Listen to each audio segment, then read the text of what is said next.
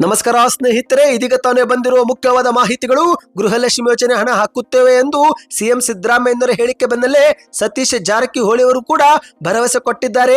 ಕಾಯ್ತಿರಿ, ಗೃಹಲಕ್ಷ್ಮಿ ಯೋಜನೆ ಹಣ ಬಂದೇ ಬರುತ್ತೆ. ಗೃಹಲಕ್ಷ್ಮಿ ಯೋಜನೆ ಹಣದ ಬಗ್ಗೆ ಆತಂಕ ಬೇಡ ಎಂದಿದ್ದಾರೆ. ಎಲ್ಲ ಮಾಹಿತಿ ಬಂದಿವೆ ಸ್ನೇಹಿತರೆ. ಮತ್ತೊಂದೆಡೆಯಲ್ಲಿ ಪಕ್ಷಕ್ಕಾಗಿ ನಾನು ಸುಮ್ಮನೆ ಭಾಷಣ ಮಾಡಿ ಹೋಗಿಲ್ಲ, ಬಾವುಟವು ಕಟ್ಟಿದ್ದೇನೆ, ಕಸವು ಕೂಡ ಗುಡಿಸಿದ್ದೇನೆ ಎಂದು ಡಿಕೆ ಶಿವಕುಮಾರ್ ಅವರ ಹೇಳಿಕೆ. ಇದೇ ಮಧ್ಯೆ ಕಾರ್ಯಕರ್ತರನ್ನ ಕರ್ತವ್ಯ ಏನು ಗೊತ್ತಾ ಎಂದು ಪರೋಕ್ಷವಾಗಿ ಡಿಕೆ ಶಿವಕುಮಾರ್ ಅವರಿಗೆ ಯತೀಂದ್ರ ಅವರು ಟಾಂಗ್ ಕೊಡುತ್ತಲೇ ಮಾತನಾಡಿದ್ದಾರೆ. ಏನಿದು ಮಾಹಿತಿ ನೋಡೋಣ. ಚಿನ್ನಾಭರಣ ಪ್ರಿಯರಿಗೆ ಶಾಕಿಂಗ್ ಸುದ್ದಿ. 1,40,000 ಗಡಿ ದಾಟೇ ಬಿಡ್ತು ಚಿನ್ನ. 10 ಗ್ರಾಂ ಚಿನ್ನದ ಬೆಲೆ 1,40,000ಕ್ಕೂ ಅಧಿಕವಾಗಿದೆ. ಎಷ್ಟು ಆಗಿದೆ, ಮುಂದೇನು ಮಾಡಬೇಕು, ಯಾವಾಗ ಖರೀದಿ ಮಾಡಬೇಕು, ಎಲ್ಲ ಮಾಹಿತಿ ನೋಡೋಣ ಸ್ನೇಹಿತರೆ. ಇನ್ನು ರಾಜ್ಯದಲ್ಲಿ ಮುಖ್ಯಮಂತ್ರಿ ಕುರ್ಚಿ ಗದ್ದಲದ ನಡುವೆ ನನ್ನಿಂದಲೇ ಚಲನಚಿತ್ರೋತ್ಸವ ಉದ್ಘಾಟನೆ ಆಗುತ್ತೆ ಎಂದು ಡಿಕೆ ಶಿವಕುಮಾರ್ ಅವರ ಬಣಕ್ಕೆ ಟಕ್ಕರ್ ಕೊಟ್ಟ ಮುಖ್ಯಮಂತ್ರಿ ಸಿದ್ದರಾಮಯ್ಯನವರು. ಎಲ್ಲ ಮಾಹಿತಿ ಡೀಟೇಲ್ ಆಗಿ ನೋಡೋಣ. ಅದಕ್ಕಿಂತ ಮೊದಲು ನೀವು ನಮ್ಮ ಚಾನೆಲ್ಗೆ ಮೊದಲು ಬಾರಿ ಭೇಟಿ ಕೊಡುತ್ತಿದ್ರೆ ದಯವಿಟ್ಟು ಸಬ್ಸ್ಕ್ರೈಬ್ ಆಗಿ ಪಕ್ಕದಲ್ಲಿ ಕಾಣಿಸೋ ಗಂಟೆ ಒತ್ತಿ. ಇದರಿಂದ ಕರ್ನಾಟಕದ ಮುಖ್ಯವಾದ ಸುದ್ದಿಗಳು ನಿಮಗೆ ಸಿಗುತ್ತವೆ. ವಿಡಿಯೋಗೆ ಲೈಕ್ ಮಾಡಿ ಮತ್ತು ವಿಡಿಯೋ ಪೂರ್ತಿಯಾಗಿ ನೋಡಿ. ಬನ್ನಿ ಸ್ನೇಹಿತರೆ, ಎಲ್ಲ ಮುಖ್ಯವಾದ ಮಾಹಿತಿಗಳನ್ನ ಡೀಟೇಲ್ ಆಗಿ ನೋಡೋಣ. ಇತ್ತೀಚೆಗಷ್ಟೇ ರಾಜ್ಯದ ಮುಖ್ಯಮಂತ್ರಿ ಸಿದ್ದರಾಮಯ್ಯನವರು ಗೃಹಲಕ್ಷ್ಮಿಯರಿಗೆ ಬಾಕಿ ಕಂತು ಜಮಾ ಆಗಿಲ್ಲವೆಂದ್ರೆ ಪರಿಶೀಲನೆ ಮಾಡಿ ಫಲಾನುಭವಿಗಳಿಗೆ ಬ್ಯಾಂಕ್ ಖಾತೆಗೆ ಹಾಕುತ್ತೇವೆ. ಫೆಬ್ರವರಿ ಮತ್ತು ಮಾರ್ಚ್ ತಿಂಗಳ ಕಂತು ಹಲವರಿಗೆ ಜಮೆ ಆಗಿಲ್ಲ. ಹಣಕಾಸು ಇಲಾಖೆಯಿಂದಲೇ ಹಣ ಬಿಡುಗಡೆ ಆಗಿಲ್ಲ, ಹಾಗಾಗಿ ಹಣ ಬಂದಿದ್ದಿಲ್ಲ, ಶೀಘ್ರವೇ ಹಾಕುವುದಾಗಿ ಹೇಳಿಕೆಯನ್ನು ಕೊಟ್ಟಿದ್ರು. ಈಗ ಇದೇ ಮತ್ತೆ ಸತೀಶ್ ಜಾರಕಿಹೊಳಿ ಅವರು ಸಹ ಗೃಹಲಕ್ಷ್ಮಿಯರಿಗೆ ಹಣ ಬಂದೇ ಬರುತ್ತೆ, ಕಾಯ್ತಿರಿ ಎಂದು ಬೆಂಗಳೂರಲ್ಲಿ ಭರವಸೆ ಕೊಟ್ಟಿದ್ದಾರೆ. ಹೌದು ಸ್ನೇಹಿತರೆ, ಪಂಚ ಗ್ಯಾರಂಟಿಗಳಲ್ಲಿ ಗೃಹಲಕ್ಷ್ಮಿಯೂ ಕೂಡ ಒಂದಾಗಿದೆ. ಇಲ್ಲಿಯವರೆಗೆ ಫಲಾನುಭವಿಗಳ ಬ್ಯಾಂಕ್ ಖಾತೆಗೆ ಪ್ರತಿ ತಿಂಗಳು 2,000 ರೂಪಾಯಿ ಸರ್ಕಾರ ಜಮೆ ಮಾಡಿದೆ. ಆದರೆ ಈ ಒಂದು ಗ್ಯಾರಂಟಿ ಯೋಜನೆಯಲ್ಲಿ ಗೋಲ್ಮಾಲ್ ನಡೆದಿದೆ ಎಂದು ಬಿಜೆಪಿಗರು ಆರೋಪಿಸಿದ್ದು, ಫೆಬ್ರವರಿ ಮತ್ತು ಮಾರ್ಚ್ ತಿಂಗಳ ಒಟ್ಟು 5,000 ಕೋಟಿ ಹಣವನ್ನ ಲೂಟಿ ಮಾಡಿದ್ದಾರೆ ಎಂದು ಆರೋಪ ಮಾಡಿದ್ದಾರೆ. ಇದರೆಲ್ಲರ ಮಧ್ಯೆ ಈಗ ಸತೀಶ್ ಜಾರಕಿಹೊಳಿ ಅವರು ಮಾಧ್ಯಮಗಳ ಮುಂದೆ ಹೇಳಿಕೆ ಕೊಟ್ಟಿದ್ದಾರೆ. ಹೌದು ಸ್ನೇಹಿತರೆ, ಗೃಹಲಕ್ಷ್ಮಿ ಯೋಜನೆಯಲ್ಲಿ ಬಾಕಿ ಉಳಿದಿರುವ ಆ 2 ತಿಂಗಳ ಹಳೆಯ ಹಣ ಎಲ್ಲಿಯೂ ಕೂಡ ಹೋಗೇ ಇಲ್ಲ, ದುರ್ಬಳಕೆಯೂ ಕೂಡ ಆಗಿಲ್ಲ. ಶೀಘ್ರವೇ ಮಹಿಳೆಯರ ಬ್ಯಾಂಕ್ ಖಾತೆಗೆ ಬಂದೇ ಬರುತ್ತೆ ಎಂದು ಹೇಳಿಕೆ ಕೊಟ್ಟಿದ್ದಾರೆ. ಒಂದು ವೇಳೆ 5,000 ಕೋಟಿ ರೂಪಾಯಿ ಹಣ ಎಲ್ಲಾದ್ರೂ ನಾಪತ್ತೆಯಾಗಿದ್ರೆ ಆದಾಯ ತೆರಿಗೆ ಇಲಾಖೆಯವರು ಸುಮ್ಮನೆ ಬಿಟ್ಟು ಬಿಡ್ತಾರಾ ಎಂದು ಪ್ರಶ್ನೆಯನ್ನ ಮಾಡಿದ್ದಾರೆ. ಈ ಮೂಲಕ ಬಿಜೆಪಿಯ ಹಣ ದುರ್ಬಳಕೆ ಆರೋಪವನ್ನ ಸತೀಶ್ ಜಾರಕಿಹೊಳಿ ಅವರು ತಳ್ಳಿ ಹಾಕಿದ್ದಾರೆ. ಹೌದು, ಹಣಕಾಸು ಇಲಾಖೆ ಹಾಗೂ ಸಂಬಂಧಪಟ್ಟ ಮಂತ್ರಿಗಳು ಶೀಘ್ರವೇ ಈ ಬಗ್ಗೆ ಸ್ಪಷ್ಟೀಕರಣ ಕೊಡ್ತಾರೆ. ಅಷ್ಟು ಮಾತ್ರವಲ್ಲ, ಮುಂದಿನ ತಿಂಗಳು ಮತ್ತೆ ಹಣ ಬಿಡುಗಡೆ ಆಗುತ್ತೆ. ಹಿಂದಿನ ತಿಂಗಳ ಕಂತಿನ ಜೊತೆಗೆ ಎಲ್ಲವೂ ಕೂಡ ನಿಮಗೆ ಜಮೆ ಆಗುತ್ತೆ. ಕೇವಲ ತಾಂತ್ರಿಕ ವ್ಯತ್ಯಾಸದಿಂದ ಹಣ ಜಮಾ ಆಗಿಲ್ಲ ಅಷ್ಟೇ ಎಂದು ಸತೀಶ್ ಜಾರಕಿಹೊಳಿ ಅವರು ಹೇಳಿಕೆ ಕೊಟ್ಟಿದ್ದಾರೆ. ನಿಮ್ಮ ಬ್ಯಾಂಕ್ ಖಾತೆಗೆ ಗೃಹಲಕ್ಷ್ಮಿ ಯೋಜನೆ ಕಂತು ಕೊನೆಯದಾಗಿ ಯಾವ ತಿಂಗಳಲ್ಲಿ ಜಮಾ ಆಗಿತ್ತು ಎಂಬುದನ್ನು ನೀವು ಕಮೆಂಟ್ ಮಾಡಿ. ಇದರಿಂದ ಒಂದು ಉತ್ತಮ ಫೀಡ್ಬ್ಯಾಕ್ ಸಿಗುತ್ತೆ ಸ್ನೇಹಿತರೆ. ಮಾಹಿತಿಯ ಪ್ರಕಾರ ಇತ್ತೀಚೆಗೆ ಸೆಪ್ಟೆಂಬರ್ ತಿಂಗಳ ಕಂತು ಸಹ ಹಾಕಲಾಗಿದೆ. ಹೌದು, 24ನೇ ಕಂತನ್ನ ಬಿಡುಗಡೆ ಮಾಡಲಾಗಿತ್ತು. ಹೊಸ ವರ್ಷಕ್ಕೂ ಮುನ್ನವೇ ಹಂತ ಹಂತವಾಗಿ ಫಲಾನುಭವಿಗಳ ಬ್ಯಾಂಕ್ ಖಾತೆಗೆ ಜಮೆ ಮಾಡಲಾಗುತ್ತೆ ಎಂದು ಲಕ್ಷ್ಮೀ ಹೆಬ್ಬಾಳ್ಕರ್ ಅವರು ಹೇಳಿಕೆ ಕೊಟ್ಟಿದ್ದಾರೆ. ಬನ್ನಿ ಮತ್ತೊಂದು ಮಾಹಿತಿಗೆ ಹೋಗೋಣ ಸ್ನೇಹಿತರೆ. ನಾನು ಪಕ್ಷಕ್ಕಾಗಿ ಸುಮ್ಮನೆ ಭಾಷಣ ಮಾಡಿ ಹೋಗಿಲ್ಲ, ಬಾವುಟ ಕಟ್ಟಿದ್ದೇನೆ, ಕಸವು ಕೂಡ ಗುಡಿಸಿದ್ದೇನೆ ಎಂದು ಡಿಕೆ ಶಿವಕುಮಾರ್ ಅವರು ಹೇಳಿದ್ದಾರೆ. ಹೌದು ಸ್ನೇಹಿತರೆ, ಕರ್ನಾಟಕದ ರಾಜಕೀಯದಲ್ಲಿ ವಿಶೇಷವಾಗಿ ಕಾಂಗ್ರೆಸ್ ಪಕ್ಷದ ಒಳಗೆ ನಾಯಕತ್ವ ಬದಲಾವಣೆ ಕುರಿತು ಚರ್ಚೆ ಮೇಲೆ ಚರ್ಚೆ ನಡೆಯುತ್ತಲೇ ಇದೆ. ಇದೀಗ ಸ್ವತಃ ಎಐಸಿಸಿ ಅಧ್ಯಕ್ಷ ಮಲ್ಲಿಕಾರ್ಜುನ್ ಖರ್ಗೆ ಅವರನ್ನ ಡಿಕೆ ಶಿವಕುಮಾರ್ ಅವರು ಭೇಟಿ ಮಾಡಿದ್ದು, ಭೇಟಿಯಾದ ಬಳಿಕ ಮಾಧ್ಯಮಗಳ ಮುಂದೆ ಶಾಕಿಂಗ್ ಹೇಳಿಕೆ ಕೊಟ್ಟಿದ್ದಾರೆ. ಅಂದ ಹಾಗೆ ಸ್ನೇಹಿತರೆ, ಇದಕ್ಕೂ ಮುನ್ನ ಮಲ್ಲಿಕಾರ್ಜುನ್ ಖರ್ಗೆ ಅವರು ಮಾಧ್ಯಮಗಳ ಮುಂದೆ ಇತ್ತೀಚೆಗೆ ಸ್ಥಳೀಯವಾಗಿ ಉಂಟಾಗಿರುವ ಸಮಸ್ಯೆ ನೀವೇ ಅಲ್ಲಿನವರೇ ಬಗೆಹರಿಸಬೇಕು ಎಂದು ಹೇಳಿದ್ದಾರೆ. ಅಂದ್ರೆ ಸಿದ್ದರಾಮಯ್ಯ ಮತ್ತು ಡಿಕೆ ಶಿವಕುಮಾರ್ ಅವರ ನಡುವಿನ ಪರಸ್ಪರ ಚರ್ಚೆ ಸಮಸ್ಯೆ ನೀವೇ ಬಗೆಹರಿಸಿಕೊಳ್ಳಿ ಎಂಬ ಸಂದೇಶವನ್ನ ಕೊಟ್ಟಿದ್ದಾರೆ. ಆದರೆ ಇತ್ತ ಸಿದ್ದರಾಮಯ್ಯನವರು ಈ ಒಂದು ವಿಚಾರವನ್ನ ರಾಹುಲ್ ಗಾಂಧಿನೇ ಬಗೆಹರಿಸಬೇಕು ಎಂದು ಹೇಳಿಕೆ ಕೊಟ್ಟಿದ್ದಾರೆ. ಇದರೆಲ್ಲರ ಮಧ್ಯೆ ಡಿಕೆ ಶಿವಕುಮಾರ್ ಅವರು ಇತ್ತೀಚೆಗೆ ದೆಹಲಿಗೆ ಹೋಗಿ ರಾಹುಲ್ ಗಾಂಧಿ ಅವರನ್ನ ಭೇಟಿ ಮಾಡಲು ಪ್ರಯತ್ನ ಪಟ್ಟಿದ್ದು, ಆದರೆ ಭೇಟಿ ಸಾಧ್ಯವಾಗದೆ ವಾಪಸ್ ಆಗಿದ್ದಾರೆ. ಈ ಒಂದು ಬೆಳವಣಿಗೆ ರಾಜ್ಯ ರಾಜಕೀಯದಲ್ಲಿ ಮತ್ತೆ ಒಂದು ಬಿರುಗಾಳಿ ಎಬ್ಬಿಸಿದೆ. ಆದರೆ ಸ್ನೇಹಿತರೆ, ಮಲ್ಲಿಕಾರ್ಜುನ್ ಖರ್ಗೆ ಅವರ ನಿವಾಸದ ಮುಂದೆ ಡಿಕೆ ಶಿವಕುಮಾರ್ ಅವರು ಶಾಕಿಂಗ್ ಹೇಳಿಕೆ ಕೊಟ್ಟಿದ್ದಾರೆ.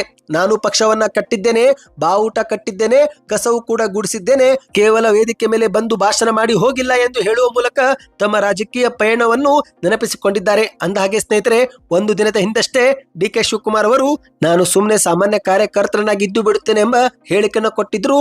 ಆದರೆ ಇದೀಗ ಮರುದಿನವೇ ಪಕ್ಷ ಕಟ್ಟಿರುವುದಾಗಿ ಮಾತನಾಡಿರುವುದು ಎಲ್ಲರ ಗಮನ ಸೆಳೆದಿದೆ ಸ್ನೇಹಿತರೆ. ಹೌದು ಸ್ನೇಹಿತರೆ, ಇತ್ತೀಚೆಗೆ ಡಿ.ಕೆ. ಶಿವಕುಮಾರ್ ಅವರು ತಮಗೆ ಉಪಮುಖ್ಯಮಂತ್ರಿ ಹುದ್ದೆಗಿಂತಲೂ ಪಕ್ಷದ ಸಾಮಾನ್ಯ ಕಾರ್ಯಕರ್ತನಾಗಿರುವುದರಲ್ಲೇ ಹೆಚ್ಚು ಖುಷಿ ಇದೆ ಎಂದು ಹೇಳುವ ಮೂಲಕ ತಮ್ಮ ಅಸಮಾಧಾನವನ್ನ ಪರೋಕ್ಷವಾಗಿ ಹೊರಗೆ ಹಾಕಿದ್ರು. ಆದರೆ ಇದೀಗ ಪಕ್ಷವನ್ನ ಕಟ್ಟಿರೋ ಬಗ್ಗೆ ಮತ್ತೆ ಡಿ.ಕೆ. ಶಿವಕುಮಾರ್ ಅವರು ಮಾಹಿತಿ ಕೊಟ್ಟಿದ್ದಾರೆ. ಇದೇ ಮಧ್ಯೆ ಸ್ನೇಹಿತರೆ, ಮುಖ್ಯಮಂತ್ರಿ ಸಿದ್ದರಾಮಯ್ಯನವರ ಪುತ್ರರಾಗಿರುವ ಯತೀಂದ್ರ ಸಿದ್ದರಾಮಯ್ಯನವರು ಪರೋಕ್ಷವಾಗಿ ಡಿ.ಕೆ. ಶಿವಕುಮಾರ್ ಅವರಿಗೇನೆ ಟಾಂಗು ಕೊಟ್ರ ಎನ್ನುವ ಪ್ರಶ್ನೆ ಇದೀಗ ರಾಜಕೀಯ ವಲಯದಲ್ಲಿ ಕೇಳಿ ಬಂದಿದೆ. ಹೌದು, ಯಾಕಂದ್ರೆ ಸ್ನೇಹಿತರೆ, ಯತೀಂದ್ರ ಸಿದ್ದರಾಮಯ್ಯನವರು ಬೆಳಗಾವಿಯಲ್ಲಿ ಕಾರ್ಯಕರ್ತರ ಕರ್ತವ್ಯದ ಬಗ್ಗೆ ಮಾತನಾಡಿದ್ದಾರೆ. ಸುದ್ದಿಗಾರರ ಜೊತೆಗೆ ಮಾತನಾಡಿದಂತೆ ಇವರು, ನಾವೆಲ್ಲರೂ ಕೂಡ ಸಾಮಾನ್ಯ ಕಾರ್ಯಕರ್ತರಾಗಿನೇ ಕೆಲಸ ಮಾಡಬೇಕು.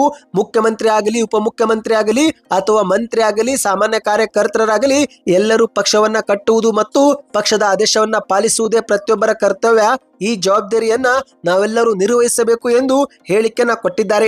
ಅಧಿಕಾರ ಯಾರಿಗೂ ಶಾಶ್ವತವಾಗಿಲ್ಲ, ಹೀಗಾಗಿ ಈ ವಿಚಾರದಲ್ಲಿ ನಾನು ಹೆಚ್ಚು ಮಾತನಾಡುವುದಿಲ್ಲ ಎಂದು ಹೇಳಿಕೆಯನ್ನ ಕೊಟ್ಟಿದ್ದಾರೆ.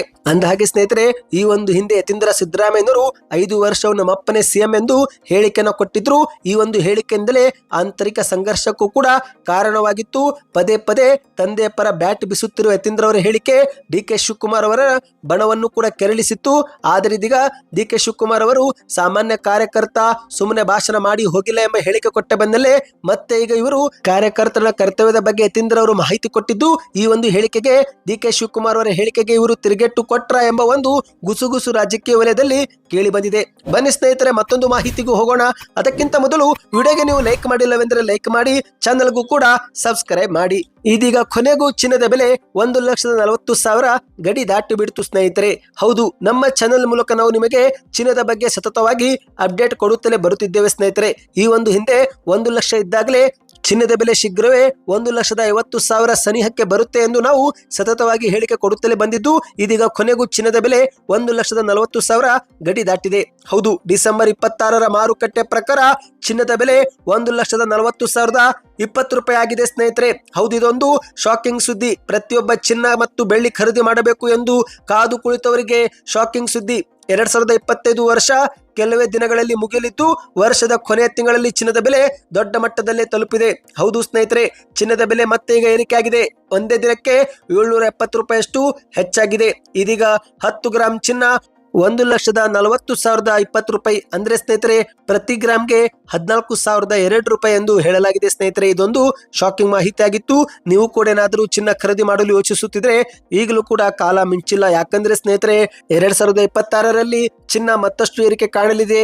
2026ರ ಅಂತ್ಯದ ವೇಳೆಗೆ ಚಿನ್ನ 1,60,000 ಗಡಿ ದಾಟುವುದು ಮಾತ್ರ ಗ್ಯಾರಂಟಿ ಎಂದು ಆರ್ಥಿಕ ತಜ್ಞರು ಅಭಿಪ್ರಾಯಪಟ್ಟಿದ್ದಾರೆ. ಕೇವಲ ಚಿನ್ನ ಮಾತ್ರವಲ್ಲ, ಬೆಳ್ಳಿ ಬೆಲೆಯೂ ಕೂಡ ಭಾರಿ ಏರಿಕೆ ಆಗ್ತಾ ಇದೆ. ಹೌದು, ಹಾಗೆ ನೋಡಿದ್ರೆ ಚಿನ್ನಕ್ಕಿಂತ ಬೆಳ್ಳಿನೇ ಸಖತ್ತಾಗಿ ಏರಿಕೆ ಕಾಣ್ತಾ ಇದೆ. ಯಾಕಂದ್ರೆ ಸ್ನೇಹಿತರೆ, ದೊಡ್ಡ ದೊಡ್ಡ ಕೈಗಾರಿಕೆಗಳಲ್ಲಿ ಬಳಕೆ ಮಾಡುವಂತಹ ಯಂತ್ರಗಳನ್ನ ತಯಾರಿ ಮಾಡುವ ವೇಳೆ ಬೆಳ್ಳಿಯನ್ನ ಬಳಕೆ ಮಾಡಲಾಗುತ್ತಿದ್ದು, ಹಾಗಾಗಿ ಬೆಳ್ಳಿಗೆ ಬೇಡಿಕೆ ಹೆಚ್ಚಾಗಿದೆ. ಮುಂಬರುವ ದಿನಗಳಲ್ಲಿ ಬೆಳ್ಳಿಯೂ ಕೂಡ ಚಿನ್ನಕ್ಕಿಂತ ಹೆಚ್ಚು ಪಟ್ಟು ಏರಿಕೆ ಆಗುವುದು ಮಾತ್ರ ಗ್ಯಾರಂಟಿ ಎಂದು ಆರ್ಥಿಕ ತಜ್ಞರು ಅಭಿಪ್ರಾಯಪಟ್ಟಿದ್ದಾರೆ. ಬನ್ನಿ ಇದೀಗ ಕೊನೆಯ ಮುಖ್ಯವಾದ ಮಾಹಿತಿಗೆ ಹೋಗೋಣ.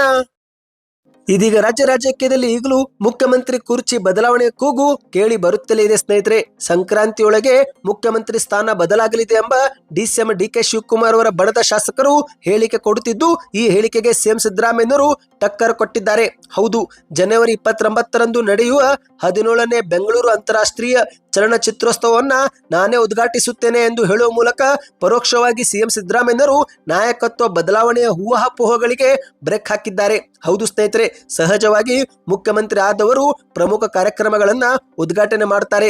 ಈಗ ಮುಖ್ಯಮಂತ್ರಿ ಸಿದ್ದರಾಮಯ್ಯನವರು ನಾನೇ ಮುಖ್ಯಮಂತ್ರಿ, ಹಾಗಾಗಿ ಜನವರಿ 29ರ ಕಾರ್ಯಕ್ರಮವನ್ನು ಕೂಡ ನಾನೇ ಉದ್ಘಾಟಿಸುತ್ತೇನೆ ಎಂದು ಹೇಳಿಕೆ ಕೊಟ್ಟಿದ್ದಾರೆ.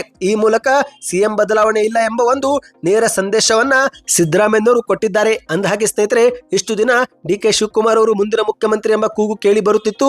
ಆದರೆ ಇದೀಗ ಗೃಹ ಸಚಿವ ಪರಮೇಶ್ವರ್ ಅವರು ಕೂಡ ಮುಂದಿನ ಮುಖ್ಯಮಂತ್ರಿ, ದಲಿತರು ಸಿಎಂ ಆಗಬೇಕು ಎಂಬ ಕೂಗು ಕೇಳಿ ಬಂದಿದೆ. ಇನ್ನು ಮತ್ತೊಂದೆಡೆಯಲ್ಲಿ ಜಮೀರ್ ಅಹ್ಮದ್ ಖಾನ್ ಅವರು ಮುಂದಿನ ಉಪಮುಖ್ಯಮಂತ್ರಿ ಎಂಬ ಕೂಗು ಕೂಡ ಕೇಳಿ ಬಂದಿದೆ. ಈಗಾಗಲೇ ಹಲವು ಜಾಗಗಳಲ್ಲಿ ಬ್ಯಾನರ್ಗಳಲ್ಲಿ ಮುಂದಿನ ಉಪಮುಖ್ಯಮಂತ್ರಿ ಅಂದ್ರೆ ಮುಂದಿನ ಡಿಸಿಎಂ ಜಮೀರ್ ಅಹ್ಮದ್ ಖಾನ್ ಎಂದು ಪೋಸ್ಟರ್ಗಳು ಅಂಟಿಸಲಾಗಿದೆ. ಸದ್ಯಕ್ಕೆಷ್ಟೇ ಸ್ನೇಹಿತರೆ, ಈ ಎಲ್ಲ ಮಾಹಿತಿ ಇಷ್ಟವಾಗಿದ್ದರೆ ವಿಡಿಯೋಗೆ ಲೈಕ್ ಮಾಡಿ. ಇದೇ ರೀತಿ ಪ್ರತಿದಿನ ರಾಜ್ಯದ ಮಾಹಿತಿ ಪಡೆಯಲು ಚಾನಲ್ಗೆ ಸಬ್ಸ್ಕ್ರೈಬ್ ಆಗಿ.